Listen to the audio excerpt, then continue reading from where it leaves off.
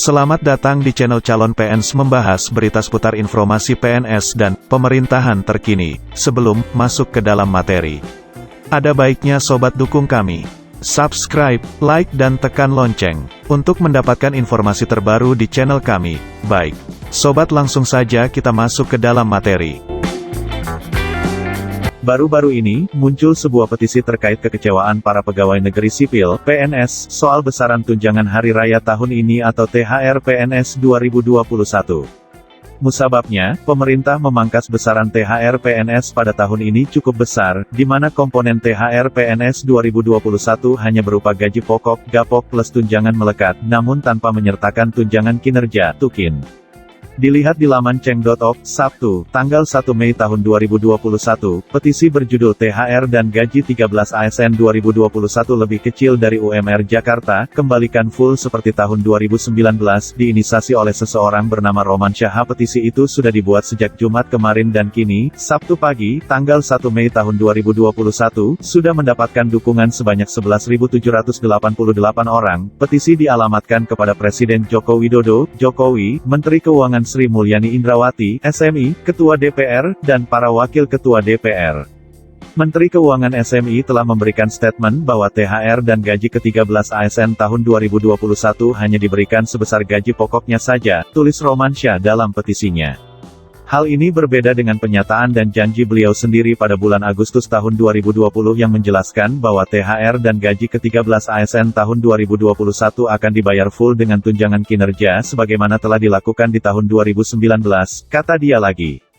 Ia bilang, tidak ada alasan jelas dari Kementerian Keuangan terkait kemana digesernya anggaran THR yang sudah ditetapkan pada di akhir tahun 2020 tersebut, yang tiba-tiba berubah pada tahap pencairan. Melalui petisi ini, untuk mendukung program pemerintah dengan meningkatkan belanja konsumsi Lebaran dan Tahun Ajaran Baru 2021, kami meminta Presiden Jokowi untuk meninjau kembali besaran THR dan gaji ke-13 ASN tahun 2021 agar memasukkan unsur tunjangan kinerja, atau tunjangan dengan nama lain yang berlaku di setiap KL, sebagaimana yang sudah diterapkan di tahun 2019, ungkap Romansyah. Klaim Romansyah, petisi ini juga mendorong agar anggota DPR meminta penjelasan dan pertanggungjawaban kepada Menteri Keuangan terkait perbedaan pelaksanaan pencairan THR dan gaji ke-13 tahun 2021 tersebut. Mari dukung dan sebarkan, agar perekonomian Indonesia segera bangkit dari resesi di masa COVID-19 dengan konsumsi dari ASN. Merdeka, tutup Romansyah dalam petisinya. Singgung Kementerian Sultan. Para pendukung petisi ini juga meluapkan beberapa kekecewaannya. Salah satunya, Aditya Gumelar yang menyebut tak semua penghasilan PNS terbilang besar, jangan disamaratakan PNS itu semua makmur, masih ada yang mereka-mereka yang sedang merangkak dari bawah. Terlebih di saat pandemi seperti ini, kami butuh hak kami diberikan secara penuh, kata Aditya Gumelar. Beberapa pendukung petisi juga menyinggung soal istilah Kementerian Sultan. Merujuk pada sebuah instansi pemerintah pusat yang memberikan tunjangan besar untuk para PNS-nya. Sementara itu, beberapa pendukung petisi mengaitkan pemangkasan THR PNS 2021 dengan besarnya anggaran dana pilkada, pembangunan ibu kota baru, pembebasan pajak PPNBM, hingga suntikan dana besar ke perusahaan BUMN. Sebagai informasi, THR PNS 2021 terdiri atas gaji pokok, tunjangan keluarga, tunjangan pangan dalam bentuk uang, dan tunjangan jabatan atau tunjangan umum sesuai jabatannya. THR dan gaji ke-13 bagi calon PNS terdiri atas 80% gaji pokok, tunjangan keluarga, tunjangan pangan dalam bentuk uang saku, dan tunjangan umum. Komponen THR yang diterima pensiunan masih sama, tetapi bedanya gaji pokok diganti dengan pensiunan pokok. Dalam penghitungan THR ini, pemerintah tidak memasukkan TUKIN, tunjangan kinerja, tambahan penghasilan pegawai, insentif kinerja, dan tunjangan lainnya. Penjelasan Menke Menteri Keuangan Sri Mulyani Indrawati memastikan bahwa THR PNS 2021 tetap cair, meski perhitungannya tak memasukkan tunjangan kinerja, TUKIN. Baca juga, ini rincian gaji PNS pajak beserta tunjangan yang diterimanya. Mantan Direktur Pelaksana Bank Dunia itu mengungkapkan, besaran THR yang dibayarkan tahun ini hanya meliputi gaji pokok plus tunjangan yang melekat.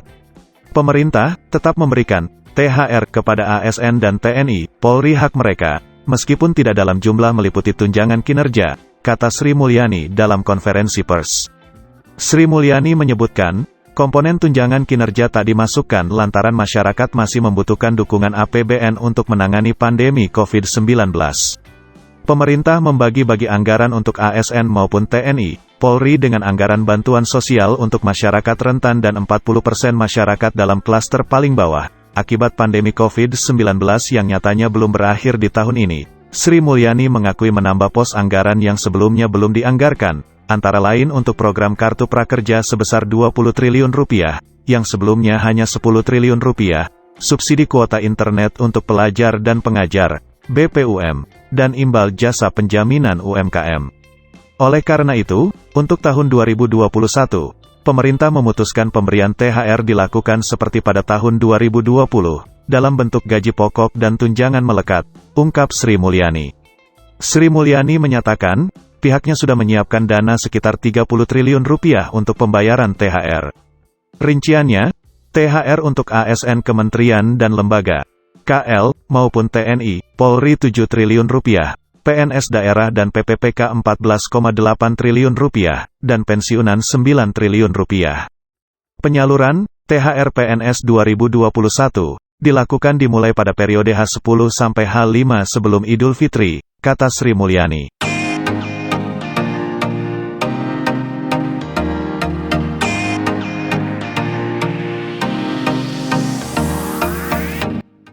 Nah sobat, demikian informasi yang telah kami sampaikan, semoga bermanfaat untuk kita semua.